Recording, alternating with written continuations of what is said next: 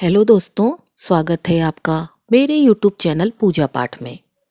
भगवान श्री कृष्ण कहते हैं कि कलयुग का अंत कैसे होगा। दोस्तों, आज हम बात करेंगे कलयुग की। इससे पहले 3 युग बीत चुके हैं, सतयुग, त्रेता युग और द्वापर युग। इन तीनों युगों का जिक्र हमारे धार्मिक ग्रंथों में मिलता है और वह भी पूरी कालगणना के साथ। तो क्या कलयुग के लिए भी ऐसी कोई कालगणना है? क्या कोई ऐसा समय है जिसके बाद कलयुग का अंत होगा? इस सवाल पर हमारे वैदिक ग्रंथों में कल्कि अवतार की भविष्यवाणी मिलती है। कल्क यानी भगवान विष्णु का 10वां अवतार। क्या इसी 10वें अवतार भगवान कल्कि के साथ कलयुग का अंत होगा? इसके संकेतों को समझते हैं। शास्त्रों में लिखा है कि जब भगवान कल्कि सफेद घोड़े पर सवार होकर आएंगे तब धरती पर प्रलय होगा। इस महाप्रलय के बाद एक नई सृष्टि का जन्म होगा। भगवान कल्कि के साथ एक नए युग की शुरुआत होगी। जब जब इस धरती पर धर्म की हानि होती है और अधर्म आगे बढ़ता है, तब तब ईश्वर का अवतार होता है। भगवान श्री कृष्ण ने स्वयं अर्जुन से कहा था कि अधर्म का नाश करने के लिए मैं धरती पर अवतार लेता रहूंगा। 3 युगों सतयुग, त्रेता युग और द्वापर युग में भगवान विष्णु के 9 अवतार हो चुके हैं। इन 9 अवतारों के नाम हैं मत्स्य अवतार, क्रूम अवतार, बराह अवतार, नरसिंह अवतार, वामन अवतार, परशुराम अवतार, श्री राम अवतार और श्री कृष्ण अवतार। 10वां अवतार कल्कि है जो कलयुग के अंत में होगा। मान्यता है कि इस अवतार के साथ सभी बुरे कर्मों का, पापियों का नाश हो जाएगा। अगर पौराणिक मान्यताओं के हिसाब से देखें तो महाभारत की घटना द्वापर युग की मानी जाती है।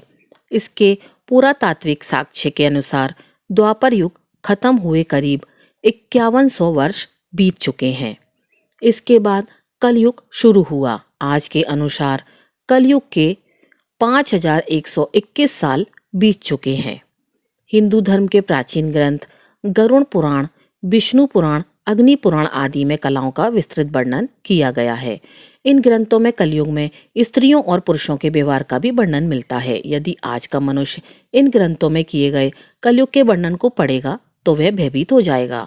भगवान श्री कृष्ण ने हजारों वर्षों पहले जो वर्णन किया है वह आज के समय में एक एक शब्द सत्य साबित होता दिखाई दे रहा है। गरुड़ जी के पूछने पर भगवान श्री कृष्ण ने कलयुग की भयावहता का वर्णन किया था। श्री कृष्ण ने कहा है कि सतयुग, त्रेता युग, द्वापर युग और कलयुग, इन चारों युगों में कलयुग सबसे छोटा और सबसे भयंकर है। जब कलयुग में पाप अपने चरम पर होगा और धर्म का संपूर्ण नाश हो जाएगा, तब एक भयंकर प्रलय इस सृष्टि का विनाश करेगी। भगवान श्री कृष्ण ने बताया कि कलयुग में स्त्रियों और पुरुषों का स्वभाव, उनके कर्म और व्यवहार कैसे होंगे। आइए इसे संक्षिप्त रूप में समझते हैं। बलवान व्यक्ति सबका स्वामी होता है। गरुड़ पुराण के अनुसार चाहे वह किसी भी कुल में जन्मा हो, जो बलवान होगा वही सभी का स्वामी बनेगा। वह सभी वर्णों में कन्याओं को ग्रहण करेगा। धोखा और पाखंड चरम सीमा पर होगा। कलयुग में जो व्यक्ति झूठ और पाखंड करेगा उसे श्रेष्ठ माना जाएगा। मनुष्य विचारधारा और मशीनी उपकरणों की पूजा करेंगे। उन्हें देवताओं से भी ऊपर स्थान दिया जाएगा। धर्म और उपवास के नियम टूटेंगे। लोग उपवास, व्रत, दान, तप आदि अपने अनुसार करेंगे। कोई विधान का पालन नहीं करेगा। लोग अपने स्वार्थ के अनुसार धर्म के नियम बदलेंगे। धर्म का दिखावा बढ़ेगा। थोड़े से धन को प्राप्त कर लोग गर्व करेंगे। मनुष्य धन का उपयोग केवल दिखावे के लिए करेगा और स्वयं को धनवान दिखाने की कोशिश में लगा रहेगा। धनवान पुरुष का प्रभाव होगा। जो पति धनहीन होगा उसकी पत्नी उसे त्याग देगी। धनवान पुरुष स्त्रियों का स्वामी बन जाएगा। गाय का सम्मान घटेगा। मनुष्य गाय को केवल दूध के लिए पाला करेगा, लेकिन उसकी सेवा या पूजा नहीं करेगा। धन कमाने की प्रवृत्ति, मनुष्य का सारा ध्यान केवल धन कमाने पर होगा। दान और धर्म के प्रति कोई रुचि नहीं होगी। स्त्रियों का स्वभाव ऐसा होगा कि वे सुंदर पुरुष की कामना करेंगी और धर्मशास्त्रों की अवहेलना करेंगी। वे अपने पति और गुरुओं का सम्मान नहीं करेंगी। परिवार का विघटन होगा। लोग अपने स्वार्थ के कारण रिश्तों को तोड़ेंगे, वृद्धजनों की सेवा करना भूल जाएंगे, संयम का अभाव होगा, बिना स्नान के भोजन करना, अग्नि देवता और अतिथि का सम्मान ना करना, यह आम हो जाएगा।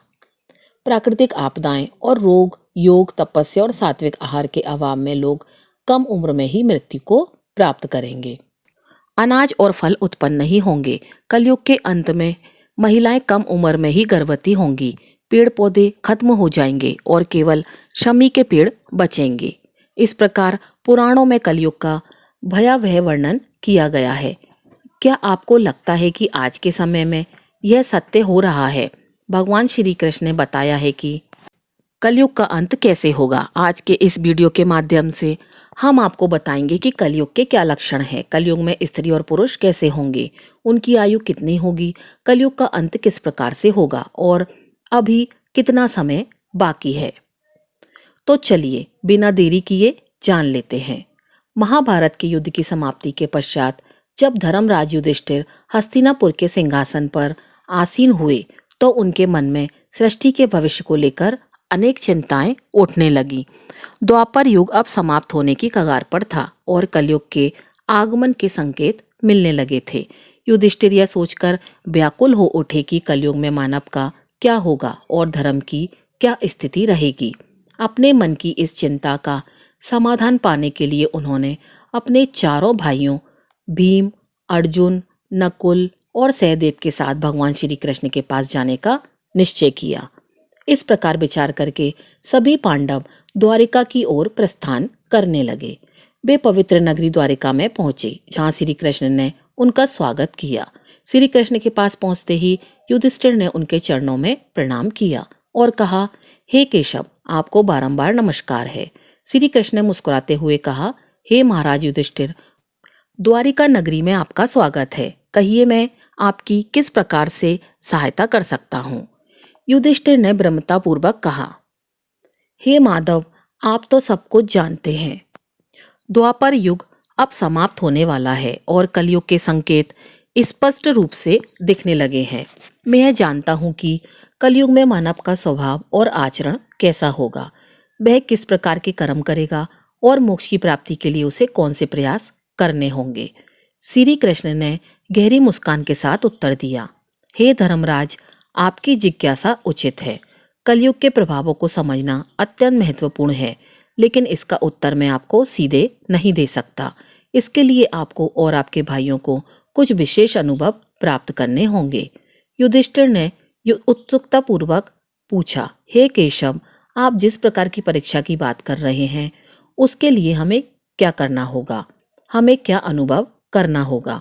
श्री कृष्ण ने कहा, हे महाराज, आपको और आपके चारों भाइयों को अलग अलग दिशाओं में स्थित घने और भयानक वनों में जाकर कुछ विचित्र और अद्भुत चीजें देखनी होंगी। जब आप वहां कुछ असामान्य घटनाओं का अनुभव करेंगे तो उन्हें आप वापस आकर मुझे साझा करें, तभी मैं आपको कलयुग के बारे में विस्तार से बता पाऊंगा। युधिष्ठिर ने कहा, जैसी आपकी आज्ञा केशव। आप जिस स्थान की ओर इशारा करेंगे हम वहां जाने के लिए तैयार हैं। भगवान श्री कृष्ण ने कहा, हे महाराज, आप और आपके चारों भाई अब अलग अलग दिशाओं में जाइए। सभी दिशाओं में भयानक वन स्थित हैं। आप उन जंगलों में जाकर देखो। यदि आपको कोई विचित्र चीज दिखाई दे तो आप वापस आकर बता देना। मैं उससे आपको आने वाले कलयुग का रहस्य बताऊंगा। फिर युधिष्ठिर और उसके भाइयों ने भगवान श्री कृष्ण की आज्ञा का पालन करते हुए वन की ओर चलने का निर्णय लिया। पांडव अपने रथों से उतरे और पैदल ही वन की ओर चल पड़े। वन की यात्रा कठिन थी, लेकिन वे अपने मन में जिज्ञासा और ईश्वर की आज्ञा का पालन करने के उद्देश्य से चल रहे थे। वन का वातावरण शांति और रहस्य से भरा हुआ था। पांडव एक एक करके अलग अलग दिशाओं में जाने लगे ताकि वे अधिक से अधिक अद्भुत घटनाओं का अनुभव कर सके। सबसे पहले युधिष्ठिर को एक घने और रहस्यमय वन में एक विचित्र दृश्य दिखाई दिया। उन्होंने देखा कि एक विशालकाय हाथी के दो सूंड हैं। वह हाथी अपनी दोनों सूंडों से वन के पेड़ों को उखाड़ रहा था, मानो उसकी शक्ति अद्वितीय हो। यह दृश्य देखकर युधिष्ठिर आश्चर्यचकित हो गए और सोचने लगे कि यह अद्भुत घटना क्या संकेत दे रही है। उन्होंने उस हाथी को ध्यान से देखा और उसके अद्वितीय रूप को समझने का प्रयास किया। इसके बाद अर्जुन ने एक अद्भुत घटना का साक्षात्कार किया। अर्जुन एक सुंदर और शांत वन में पहुंचे जहां पक्षियों की चहचहाट सुनाई दे रही थी। वहां उन्होंने देखा कि एक विशाल पक्षी के पंखों पर वेदों की रचनाएं लिखी हुई थी। वह पक्षी अत्यंत विशाल और गौरवशाली था, लेकिन वह मुर्दे का मांस खा रहा था। अर्जुन यह दृश्य देखकर सोचने लगे, यह कैसा अद्भुत और विरोधाभासी दृश्य है। एक ओर यह पक्षी वेदों का ज्ञान धारण करता है और दूसरी ओर वह मृत जीवों का मांस खा रहा है। अर्जुन ने इस दृश्य को ध्यान से देखा और इसे समझने का प्रयास किया। फिर भीम, जो बड़े बलवान और हष्टपुष्ट थे, उन्होंने एक अनोखी घटना देखी। भीम एक हरे भरे चारागाह में पहुंचे जहां गायों का एक झुंड चर रहा था। वहां उन्होंने देखा कि एक गाय के बछड़े को गाय ने जन्म दिया है और वह गाय अपने बछड़े को इतनी जोर से चाटने लगी कि वह बछड़ा लहूलुहान हो गया। भीम ने यह दृश्य देखा और सोचने लगे, यह कैसी विचित्र ममता है जो बच्चे को घायल कर रही है। इसके बाद सहदेव ने एक विचित्र दृश्य देखा। सहदेव एक सुंदर और शांत जलाशय के पास पहुंचे। वहां 7 कुएं थे। उन 7 कुओं में से 6 कुओं में पानी भरा हुआ था, लेकिन बीच वाला कुआं जो सबसे गहरा था उसमें जरा सा भी पानी नहीं था। यह दृश्य देखकर सहदेव गहरे विचार में पड़ गए और सोचने लगे कि यह अद्भुत दृश्य का क्या संकेत दे रहा है। उन्होंने इस दृश्य को ध्यान से देखा और इसे समझने का प्रयास किया। फिर अंत में नकुल ने भी एक अद्वितीय दृश्य देखा। नकुल एक पर्वतीय क्षेत्र में पहुंचे जहां चारों ओर ऊंचे ऊंचे पर्वत थे और उन पर हरे भरे वृक्ष उगे हुए थे। उन्होंने देखा कि एक पहाड़ की छोटी सी विशालकाय शिला लुढ़ककर नीचे आ रही थी। वह शिला अपने रास्ते में आने वाले बड़े बड़े वृक्षों को उखाड़कर फेंक देती है, लेकिन जब एक छोटे से पौधे के पास पहुंचती है तो उसे छूते ही वह स्थिर हो गई। नकुल इस घटना से स्तब्ध रह गए और सोचने लगे, यह छोटा सा पौधा इतना शक्तिशाली कैसे हो सकता है। उन्होंने इस दृश्य को ध्यान से देखा और इसे समझने का प्रयास भी किया। शाम होते ही पांचों भाई वन से वापस लौटे और भगवान श्री कृष्ण के पास पहुंचे। वे सभी अपने अपने अनुभवों को साझा करने के लिए उत्सुक थे। सबसे पहले युधिष्ठिर ने अपनी बात कही, हे प्रभु, मैंने एक हाथी देखा जिसकी 2 सूंड थी। यह दृश्य देखकर मैं बहुत चकित हुआ। श्री कृष्ण मुस्कुराए और बोले, धर्मराज, इस दृश्य का अर्थ यह है कि कलयुग में ऐसे लोग सत्ता में आएंगे जो दोनों ओर से शोषण करेंगे। वे एक ओर प्रजा से सेवा और भक्ति की मांग करेंगे और दूसरी ओर अपने स्वार्थ के लिए उनका दोहन करेंगे। वे दिखावे में कुछ और होंगे और अंदर से कुछ और। ऐसे शासक प्रजा के हित की बजाय अपने स्वार्थ को प्राथमिकता देंगे। इसके बाद अर्जुन ने कहा, प्रभु, मैंने एक पक्षी को देखा जिसके पंखों पर वेदों की रचनाएं लिखी हुई थी, लेकिन वह पक्षी मुर्दे का मांस खा रहा था। यह दृश्य मेरे लिए अत्यंत विचित्र था। श्री कृष्ण ने गहरे विचार में डूबते हुए कहा, अर्जुन, कलयुग में ऐसे लोग होंगे जो बड़े बड़े विद्वान और पंडित कहलाएंगे। उनके पास ज्ञान तो होगा, लेकिन उनका हृदय पवित्र नहीं होगा। वे मृतकों के नाम पर धन अर्जित करने के लिए तत्पर रहेंगे। ऐसे विद्वान केवल अपने लाभ के लिए धर्म और वेदों का उपयोग करेंगे। वे केवल उस समय का इंतजार करेंगे जब कोई धनी व्यक्ति मरे और उनकी संपत्ति उनके नाम हो जाए। इस युग में धर्म के नाम पर भी छल और कपट होगा। फिर भीम ने अपनी बात कही, प्रभु, मैंने देखा कि एक गाय अपने बछड़े को इतनी जोर से चाट रही थी कि वह लहूलुहान हो गया। यह दृश्य मेरे लिए बड़ा ही विचित्र था। श्री कृष्ण ने गंभीरता से उत्तर दिया, भीम, कलयुग में माता पिता अपने बच्चों के प्रति इतनी ममता और मोह दिखाएंगे कि वे उसके विकास का मार्ग ही बाधित कर देंगे। अत्यधिक स्नेह और सुरक्षा के कारण बच्चे आत्मनिर्भर नहीं बन पाएंगे और वे जीवन में आगे बढ़ने की बजाय मोह माया के जाल में फंसकर रह जाएंगे। माता पिता की ममता उनके लिए ही बाधा बन जाएगी और बच्चे आत्मनिर्भर बनने की बजाय कमजोर हो जाएंगे।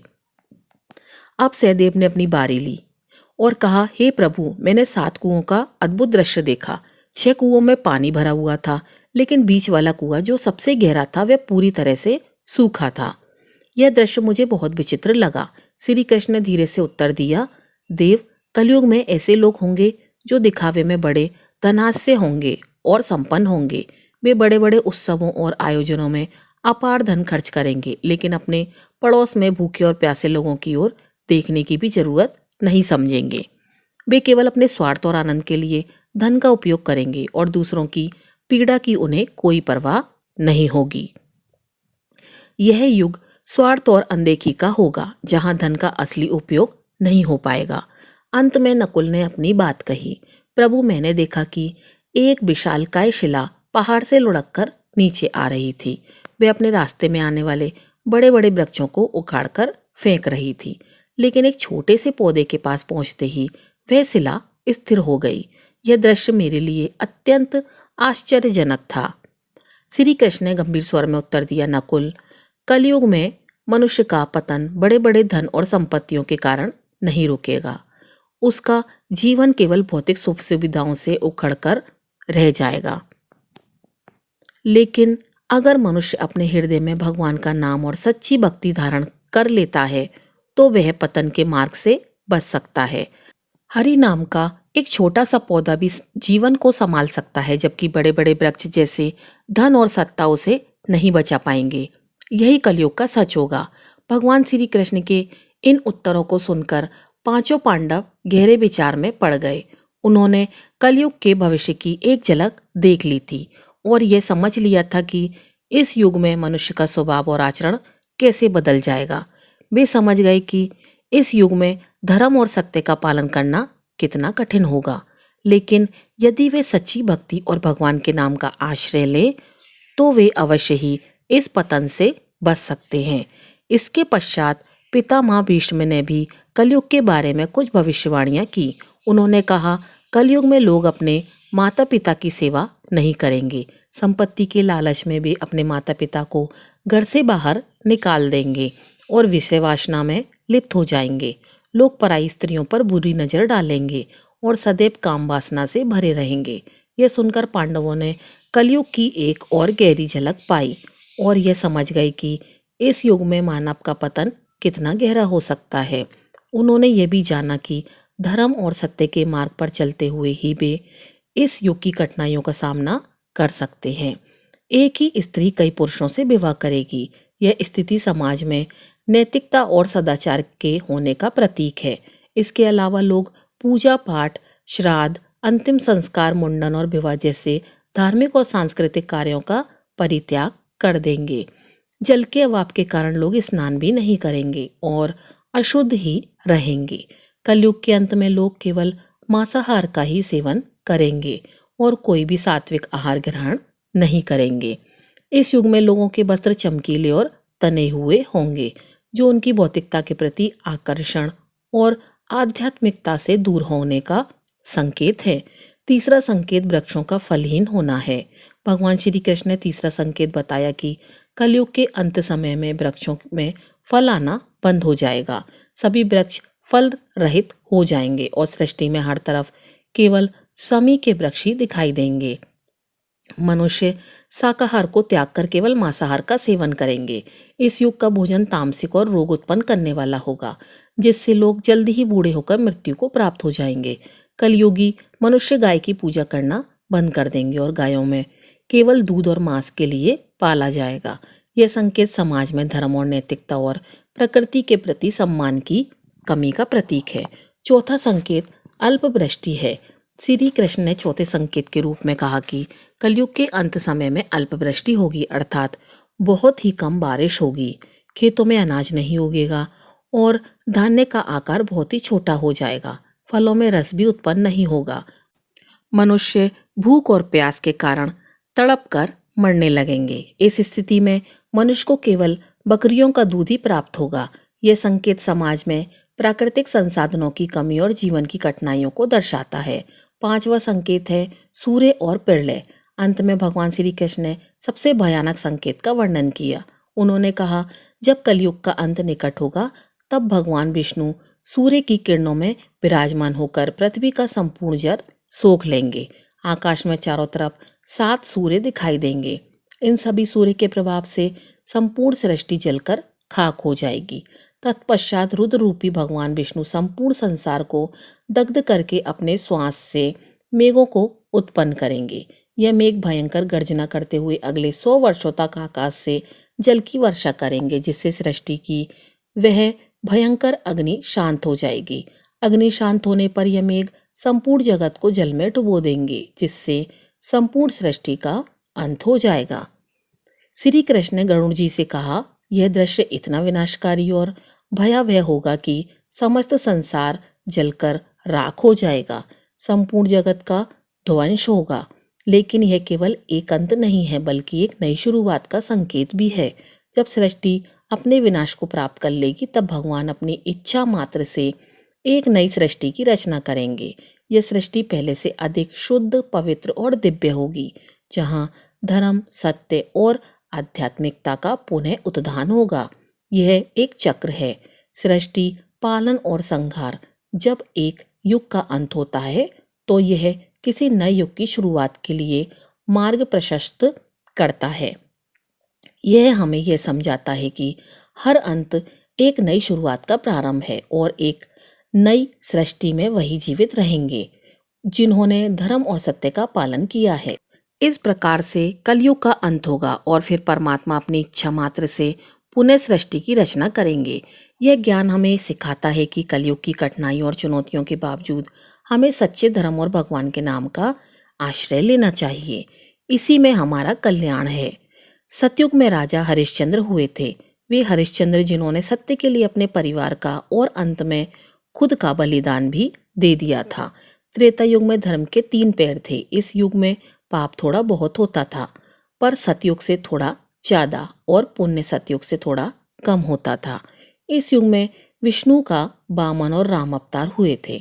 असुर राज बाली ने 3 पग में धरती दान कर दी, जबकि राक्षस राज रावण ने सीता का अपहरण करने के बाद उन्हें छुआ तक नहीं। द्वापर युग में आधे मनुष्य पापी और आधे पुण्यात्मा थे। जिन्हें पाप होते थे, उतने ही पुण्य भी हो जाते थे। इस युग में महाभारत का युद्ध हुआ था। यह युद्ध धर्म का युद्ध था। भगवान श्री कृष्ण ने धर्म की रक्षा की थी। अब कलिकाल यानी कि कलयुग आया, जिसमें धर्म का कोई नामो निशान नहीं है। धर्म अब पंगु बन गया है। इस युग में मनुष्य पाप अधिक करता है और पुण्य ना के बराबर करता है। वर्तमान में देखा जा रहा है कि पुण्य कहीं बचा ही नहीं है। अब तो चारों तरफ पाप ही पाप नजर आता है। अगर कोई इंसान थोड़ा बहुत दान पुण्य करता है, तो वह उसका भी प्रचार इस तरह से करता है जैसे कि उसने बहुत बड़ा एहसान किया हो। इस युग में यज्ञों की पूजा नहीं होती, बल्कि अपमान किया जाता है। इस युग में इतनी बीमारी आएंगी जिनका कोई इलाज संभव नहीं होगा। कलयुग का कालखंड सबसे छोटा माना गया है और यह भी माना जाता है कि कलयुग में भगवान विष्णु का 10वां अवतार होगा, जिसका नाम होगा कल्कि। वर्तमान समय में कलयुग ही चल रहा है। विष्णु पुराण में कहा गया है कि कलयुग में पाप इतना अधिक होगा कि सृष्टि का संतुलन ही बिगड़ जाएगा। एक घटना के अनुसार मुनियों और ऋषियों के साथ चर्चा करते हुए वेद व्यास जी कहते हैं, हे मुनिजन, सभी युगों में कलयुग ही सबसे श्रेष्ठ युग है, क्योंकि 10 वर्ष में जितना व्रत और तप करके कोई मनुष्य सतयुग में पुण्य प्राप्त करता है, त्रेता युग में उतना पुण्य 1 साल के तप से प्राप्त हो सकता है। इसी प्रकार उतना ही पुण्य द्वापर युग में 1 महीने के तप से प्राप्त हो सकता है। किंतु कलयुग में इतना बड़ा पुण्य मात्र 1 दिन के तप से प्राप्त किया जा सकता है। इस तरह व्रत और तप के फल की प्राप्ति के लिए कलयुग ही सबसे श्रेष्ठ समय है। भगवान श्री कृष्ण कहते हैं कि कलयुग में ऐसे लोगों का राज्य होगा जो दोनों ओर से शोषण करेंगे। वे बोलेंगे कुछ और करेंगे कुछ और। मन में कुछ और होगा और कर्म में कुछ और। इस युग में लोग महाज्ञानी और ध्यानी कहलाएंगे, परंतु उनके आचरण राक्षसी होंगे। कई लोग पंडित और विद्वान कहलाएंगे, किंतु वे यही देखेंगे कि कौन मरे और उनके नाम से संपत्ति छोड़ जाए। कलयुग का मनुष्य शिशुपाल जैसा हो जाएगा। कलयुग में माँ का अपने बच्चों में इतना मोह होगा कि उन्हें अपने विकास का अवसर ही नहीं मिलेगा और मोह माया में ही घर बर्बाद हो जाएगा। ज्यादा प्यार मिलने के कारण बच्चे बिगड़ जाएंगे और गलत काम करेंगे। अगर कोई बेटा घर त्याग कर साधु बनेगा तो 1000 लोग उसके दर्शन करेंगे, लेकिन यदि अपना बेटा साधु बनेगा तो परिवार रोएगा कि हमारी जिंदगी बर्बाद हो गई। इतनी सारी ममता होगी कि बच्चों को मोहमाया और परिवार में बांधकर रखा जाएगा, जिससे उनका जीवन खत्म हो जाएगा। अंत में बेचारा अनाथ होकर मरेगा। कलयुग में अमीर लोग अपने बच्चों की शादी, मकान के उत्सव और छोटे आयोजन में लाखों रुपए खर्च करेंगे। जितना ज्यादा खर्च होगा उतना ही उनका नाम होगा। परंतु यदि आसपास कोई भूखा प्यासा होगा तो वे यह देखने की भी परवाह नहीं करेंगे कि उसका पेट भरा है, भले ही सगा भूखा मर जाएगा, और वे देखते ही रहेंगे। दूसरी ओर वे मौज मस्ती, मदिरा, मांस भक्षण और व्यसनों पर खूब खर्चे करेंगे, लेकिन किसी के आंसू पोंछने में उनकी रुचि नहीं होगी। कलयुग में मानव का मन नीचे गिरेगा, उसका जीवन पतित होगा। यह पतित जीवन न धन की शिला से रुकेगा, न सत्ता के वृक्षों से, किंतु हरि नाम के एक छोटे से पौधे से, हरि कीर्तन के एक छोटे से पौधे से मनुष्य जीव का पतन रुक जाएगा। पुराणों में लिखा है कि जैसे जैसे कलयुग आगे बढ़ेगा वैसे वैसे भारत की गद्दी पर वेद विरोधी लोगों का शासन होगा। यह ऐसे लोग होंगे जो जनता से झूठ बोलेंगे, एक दूसरे की आलोचना करेंगे और जिनका कोई धर्म नहीं होगा। यह सभी विधर्मी होंगे और मिलकर भारत को बर्बाद कर देंगे। अंततः भारत को अराजक भूमि बना देंगे। जैसे जैसे कलयुग आगे बढ़ेगा ब्राह्मण गण संस्कार शून्य हो जाएगा, राजा लोग भी शूद्र तुल्य हो जाएंगे। अपनी तुच्छ बुद्धि को शाश्वत समझकर कुछ मूर्ख लोग ईश्वर और धर्म ग्रंथों की प्रामाणिकता पर प्रश्न उठाने का दुस्साहस करेंगे। वे पुराणों का अपमान करेंगे। इसका अर्थ होगा कि उनके पाप प्रबल हो चुके हैं। जब सभी वेदों का त्याग दिया जाएगा, संस्कार शून्यता फैलेगी। लोग छोटी छोटी बातों पर क्रोधित होकर आग बबूला हो जाएंगे। लोग स्त्रियों, बच्चों, गांवों और ब्राह्मणों को मारने में भी संकोच नहीं करेंगे। दूसरों की स्त्रियों और धन को हत्याने में ये लोग सदा तत्पर रहेंगे। ब्रह्मा जी ने नारद जी से कहा, भयंकर कलयुग में मनुष्य का आचरण दुष्ट हो जाएगा। योगी भी दुष्ट चित्त वाले होंगे। संसार में परस्पर विरोध फैलेगा। ब्राह्मण, क्षत्रिय और वैश्य दुष्ट कर्मों में लिप्त हो जाएंगे। राजाओं में चरित्रहीनता विशेष रूप से देखी जाएगी। देश और गांव गांव में कष्ट फैल जाएगा। जन संत दुखी रहेंगे। अपने धर्म को त्याग कर लोग दूसरों के धर्मों का आश्रय लेंगे। देवताओं का देवत्व नष्ट हो जाएगा और उनका आशीर्वाद भी प्राप्त नहीं होगा। मनुष्यों की बुद्धि धर्म से विपरीत हो जाएगी और पृथ्वी पर पाप और झूठ का राज्य होगा। वेदों का पालन कोई नहीं करेगा। विवाह को धर्म नहीं माना जाएगा। शिष्य गुरु के अधीन नहीं रहेंगे। पुत्र भी अपने धर्म का पालन नहीं करेंगे। जो बलवान होगा वही सबका स्वामी होगा। सभी लोग कन्याओं को बेचकर अपना निर्वाह करेंगे। कलयुग में अमीर जो भी कहेगा वही शास्त्र माना जाएगा। कम धन होने पर भी मनुष्य में घमंड होगा। स्त्रियां अपने केशों पर ही रूपवती होने का गर्व करेंगी। कलयुग में स्त्रियां धनहीन पतियों को त्याग देंगी। उस समय धनवान पुरुष ही स्त्रियों के स्वामी होंगे। जो अधिक धन देगा उसे ही लोग अपना स्वामी मानेंगे। उस समय लोग केवल प्रभुता के कारण संबंध रखेंगे। सारा धन घर बनाने में ही समाप्त हो जाएगा। पुण्य के काम नहीं होंगे। बुद्धि केवल धन के संग्रह में लगी रहेगी। सारा धन उपभोग में ही समाप्त हो जाएगा। स्त्रियां अपनी इच्छा के अनुसार आचरण करेंगी और भोग विलास में ही लिप्त रहेंगी। अन्याय से धन कमाने वाले पुरुषों में उनकी आसक्ति होगी। कलयुग में सभी लोग समानता का दावा करेंगे, लेकिन एक दूसरे से जलेंगे और नफरत करेंगे। प्रजा पानी और सूखे के भय से व्याकुल रहेगी। उनके नेत्र आकाश की ओर लगे रहेंगे। वर्षा न होने के कारण मनुष्य तपस्वियों की भांति फल, फूल और पत्ते खाकर अपना जीवन यापन करेंगे। कलयुग में देव पूजा, अतिथि संस्कार, श्राद्ध और तर्पण की क्रियाएं समाप्त हो जाएंगी। स्त्रियां लोभी, नाटी, अधिक खाने वाली और मंदे भाग्य वाली होंगी। वे गुरुजनों और पति की आज्ञा का पालन नहीं करेंगी, पर्दे में भी नहीं रहेंगी और अपना जीवन स्वयं करेंगी। वे क्रोध से भरी रहेंगी, देह की शुद्धि पर ध्यान नहीं देंगी और असत्य तथा कटु वचन बोलेंगी। दुराचारी पुरुषों से मिलने की अभिलाषा रखेंगी और अपने शरीर का प्रदर्शन करेंगी। ब्रह्मचारी लोग बिना वेदों में कहे गए व्रत का पालन किए ही तप करेंगे। गृहस्थ पुरुष ना तो हवन करेंगे ना उचित दान देंगे। वनों में रहने वाले भी वनों के कंदमूल पर निर्भर रहने की बजाय ग्रामीण आहार का संग्रहण करेंगे।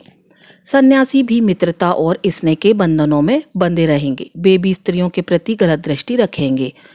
कलयुग आने पर राजा प्रजा की रक्षा नहीं करेंगे, बल्कि कर के बहाने प्रजा के धन का अपहरण करेंगे। अधम मनुष्य संस्कारहीन होते हुए भी पाखंड का सहारा लेकर लोगों को ठगने का कार्य करेंगे। उस समय पाखंड की अधिकता और अधर्म की वृद्धि से लोगों की आयु कम होती चली जाएगी। उस समय 5, 6 अथवा 7 वर्ष की आयु में स्त्रियां और 8 या 10 की आयु में पुरुष संतान उत्पन्न करने लगेंगे। गौर करें, कलयुग आने पर मनुष्य की उम्र बहुत कम रह जाएगी। युवा अवस्था समाप्त हो जाएगी। कली के प्रभाव से प्राणियों के शरीर छोटे, क्षीण और रोगग्रस्त हो जाएंगे। 12 स्कंद में श्री सुखदेव जी परीक्षित जी कहते हैं, जैसे जैसे घोर कलयुग आता जाएगा, धर्म, सत्य, पवित्रता, क्षमा, दान, दया, आयु, बल और स्मरण शक्ति का लोप होता जाएगा। कलिकाल बढ़ने के साथ साथ मनुष्यों की आयु घटकर 20 या 30 वर्ष रह जाएगी। धर्म और जीवन का पतन। कलयुग में चारों वर्णों के लोग शूद्रों के समान हो जाएंगे। गाय भी बकरियों की तरह छोटी और कम दूध देने वाली हो जाएंगी। अंततः अन्न उपज बंद हो जाएगा। पेड़ों पर फल नहीं लगेंगे। धीरे धीरे सारी चीजें विलुप्त हो जाएंगी। गाय दूध देना बंद कर देगी। स्त्रियां कठोर स्वभाव वाली, कटु वचन बोलने वाली और पति की आज्ञा न मानने वाली होंगी। जिसके पास धन होगा, स्त्रियां उसी के साथ रहेंगी। मनुष्यों का स्वभाव गधों जैसा हो जाएगा। धर्म कर्म का लोप हो जाएगा। मनुष्य अहितकारी, नास्तिक और चोर बन जाएंगे। कलयुग में समाज हिंसक हो जाएगा। जो लोग बलवान होंगे उनका ही शासन चलेगा। मानवता नष्ट हो जाएगी। रिश्ते समाप्त हो जाएंगे। एक भाई दूसरे भाई का शत्रु बन जाएगा। जुआ और हिंसा की धर्म समझा जाएगा। पुत्र अपने पिता का और पिता अपने पुत्र का वध करके भी संतुष्ट नहीं होंगे। लोग अपनी प्रशंसा के लिए बड़ी बड़ी बातें बनाएंगे, लेकिन उनकी निंदा नहीं होगी। कलयुग का अंत और समाधान। कलयुग के अंत में सभी अनैतिक कृत्य सामान्य हो जाएंगे। स्त्री और पुरुष वैदिक नियमों का पालन करना छोड़ देंगे। अंततः कलयुग से बचने का एकमात्र उपाय हरि कीर्तन और धर्म का अनुसरण होगा। वेदों की ओर लौटकर ही मानवता बच सकती है। जो व्यक्ति धर्म से विमुख रहेगा वह हमेशा दुख और संकटों में घिरा रहेगा। धर्म, सत्य, स्वच्छता, सहिष्णुता, दया, आयु, बल और स्मरण शक्ति का क्रमशः ह्रास होगा। जिसके पास जितना अधिक धन होगा वही सबसे श्रेष्ठ माना जाएगा। कानून और न्याय केवल शक्ति के आधार पर लागू किए जाएंगे। कलयुग में पुरुष और स्त्री साथ साथ रहेंगे और व्यापार में सफलता छल पर निर्भर करेगी। पहले के समय में जो ब्राह्मण रहते थे वे अपने शरीर पर बहुत कुछ धारण करते थे, पर कलयुग में भी केवल एक धागा पहनकर अपने ब्राह्मण होने का दावा करेंगे। जो व्यक्ति बहुत चालाक और स्वार्थी होगा वह इस युग में बहुत विद्वान माना जाएगा। इस युग में जिस व्यक्ति के पास धन नहीं होगा वह अधर्मी, अपवित्र और बेकार माना जाएगा। विवाह केवल एक समझौता होगा। लोग स्नान करके समझेंगे कि वे अंतरात्मा से भी शुद्ध हो गए। पेट भरना लोगों का मुख्य लक्ष्य हो जाएगा। यह माना जाएगा कि मनुष्य की सुंदरता उसके बालों से होती है। पृथ्वी भ्रष्ट लोगों से भर जाएगी और लोग सत्ता हासिल करने के लिए एक दूसरे को मारेंगे। अकाल और अत्यधिक करों के कारण लोग पत्ते, जड़, मांस, जंगली शहद, फल फूल और बीज खाने को मजबूर हो जाएंगे। जब सूखा पड़ेगा, ठंडी हवा, गर्मी, बारिश और बर्फ यह सब लोगों को बहुत परेशान करेंगे। गोस्वामी तुलसीदास के रामचरितमानस के अनुसार ब्रह्मा और शिव के नेतृत्व में सभी देवता भगवान विष्णु से अवतार लेने की प्रार्थना करने के लिए ना तो बैकुंठ गए और ना ही क्षीर सागर, किंतु भगवान राम को सूक्ष्म अग्नि की तरह उपस्थित होने के लिए, जैसा कि भगवान शिव ने सलाह दी थी, वहीं से उन्होंने प्रार्थना की। भगवान ने उन्हें आश्वासन दिया कि उनका अवतार होगा। आगे बताया गया है कि मनु और शतरूपा ने इसके लिए घोर तपस्या की। ब्रह्मा, विष्णु और शिव ने उन्हें बार बार संपर्क किया, किंतु दंपत्ति ने जोर देकर यही कहा कि वे चाहते हैं कि परम ब्रह्म स्वयं प्रकट होकर उन्हें आशीर्वाद दें। वे ब्रह्मा, विष्णु और शिव के आश्वासन से कदापित संतुष्ट नहीं हुए। वे उस रूप को पाना चाहते थे जो शिव हृदय में बसता है, जिसके बारे में महान योगी ध्यान करते हैं, और जो भूसुंडी की अंतरात्मा के भक्ति सागर में हंस की तरह तैरता है। ज्ञान, योग और भक्ति तीनों रूपों में स्वयं प्रकट होकर उन्हें आशीर्वाद देने के लिए ही बेतपस्या कर रहे थे। इसी प्रकार श्रीमद् भागवत में वेद व्यास ने संसार के नियतापूर्ण ब्रह्म के सत्य का पता लगाने के लिए प्रतिज्ञा की। तुलसीदास के अनुसार राम मात्र प्रण और ईश्वर के अवतार नहीं है, और ना ही वेद व्यास के लिए कृष्ण। इस दृष्टिकोण को समझाने के लिए तुलसीदास ने अनेक घटनाओं का उल्लेख किया है। उनके अनुसार जब राम रावण द्वारा सीता के अपहरण पर विलाप कर रहे थे, उस समय अगस्त्य के आश्रम से लौटते हुए शिव और सती वहां से गुजरे। सती ने राम के विलाप को एक साधारण मनुष्य की तरह देखा और उन्हें सर्वोच्च देवता मानने के लिए तैयार नहीं हुई। सती ने राम की शक्ति की परीक्षा लेने का निर्णय किया और स्वयं सीता का रूप धारण कर लिया। इस घटना ने भगवान शिव को इतना आहत कर दिया कि उन्होंने सती को त्याग कर दिया। उन्होंने तब तक सती को स्वीकार नहीं किया जब तक वे पार्वती के रूप में पुनः जन्म नहीं ले लेती। इस प्रकार श्रीमद् भागवत और रामचरितमानस दोनों के केंद्रीय विषय यह निवारण करना है कि भगवान राम और कृष्ण परम ब्रह्म के अवतार हैं। भारतीय दार्शनिक दृष्टि में भगवान तीन प्रकार के होते हैं: निर्गुण निराकार, वेदांत उपासना का अव्यक्त ब्रह्म, निर्गुण साकार, सांख्य और योग दर्शन का ईश्वर, सगुण साकार, परम ब्रह्म परमेश्वर का लोक अवतार। वे उस स्वरूप को पाना चाहते थे जो शिव के हृदय में बसता है। वेदांत के अनुसार वह अपनी माया से ईश्वर, जीव और संसार के रूप में प्रकट होता है। उसकी माया का सात्विक पक्ष ईश्वर, राजसिक पक्ष जीव और तामसिक पक्ष अचेतन जगत की रचना है। दूसरे प्रकार का ईश्वर परमात्मा के रूप में विभिन्न रूपों में और अवतारों में विद्युत या अग्नि की तरह अनुभव किया जाता है। वह पहली श्रेणी के परम ब्रह्म की सभी विशेषताओं को समाहित करता है। यह सर्वविदित है कि श्री कृष्ण अवतार के रूप में आए, इसमें कोई संशय नहीं है। भगवान अधर्म के नाश और धर्म की स्थापना के लिए अवतार लेते हैं। महाभारत के अनेक प्रसंग इसके प्रमाण हैं। कौरव पांडवों के साथ बचपन से दुर्व्यवहार करते थे। उन्होंने कुलवधू द्रौपदी का अपमान किया और धर्म की सारी सीमाएं पार कर दी। राजा धृष्टराज पुत्रमोह में इस कदर अंधे हो गए थे कि उनकी बुद्धि भी भ्रष्ट हो गई थी। संजय, विदुर और भीष्म पितामह ने युद्ध टालने का बहुत प्रयास किया, किंतु कौरवों का अभिमान उन्हें अधर्म के मार्ग पर ले गया। भगवान ने कौरवों को नहीं, अधर्म को नष्ट करने के लिए अवतार लिया। महाभारत के युद्ध के बाद पांडवों ने धर्म की नीति पर कार्य किया और भगवान द्वारा दिखाए गए धर्म के मार्ग पर चलते हुए धर्म को जीवित रखा।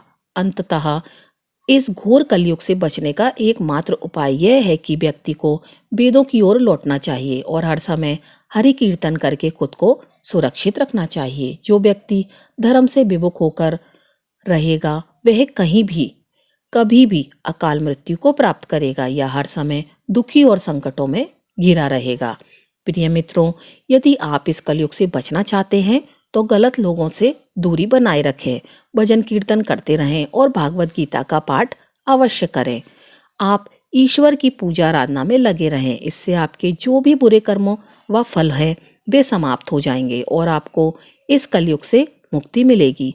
भगवान श्री कृष्ण ने कहा है कि जो व्यक्ति कलयुग में हमेशा सत्य के मार्ग पर चलेगा उसका जीवन आसान हो जाएगा। श्री कृष्ण की बताई गई इन 4 बातों पर चलना कलयुग के इंसानों के लिए कठिन जरूर है, लेकिन जो इनका पालन करेगा उसका जीवन सरल और सुखमय होगा। आज की भाग दौड़ भरी जिंदगी में ईश्वर का स्मरण करने के लिए किसी के पास समय नहीं है, लेकिन जब विपत्ति आती है तो सभी को भगवान याद आते हैं। यदि इंसान सुख में भी भगवान का स्मरण करता रहेगा तो उसे दुख के दिन नहीं देखने पड़ेंगे। उसे सुख और दुख दोनों समय भगवान का स्मरण करते रहना चाहिए। रोज श्रीमद् भागवत गीता का पाठ करना चाहिए और भगवान के नाम का स्मरण करना चाहिए। हमेशा अच्छे कर्म करते रहना चाहिए। हिंदू धर्म में ब्रह्मा और विष्णु पुराण की कई मान्यताएं हैं। पुराणों के अनुसार कलयुग के खत्म होने के बाद दुनिया समाप्त हो जाएगी। विष्णु पुराण में ऐसी कई परिस्थितियां लिखी गई हैं जिनसे पता चलता है कि सृष्टि अपने अंत के करीब है। ऐसा बताया गया है कि महाभारत युद्ध के समय कई लोग किसी कारणवश इस युद्ध में भाग नहीं ले पाए थे। वे सभी योद्धा युद्ध लड़ना चाहते थे और उनकी इस इच्छा कलयुग के अंत में पूरी होगी। कलयुग के अंत में कल के अवतार का जन्म होगा। भगवान बलराम, जिन्हें जगन्नाथपुरी में बलभद्र के नाम से जाना जाता है, प्रकट होंगे और अधूरा महाभारत युद्ध पुनः लड़ा जाएगा। हर हर महादेव। तो दोस्तों, ये थी आज की वीडियो। अगर आपको वीडियो पसंद आई हो तो हमारे चैनल को लाइक कीजिएगा, सब्सक्राइब कीजिएगा। आपका दिन शुभ हो।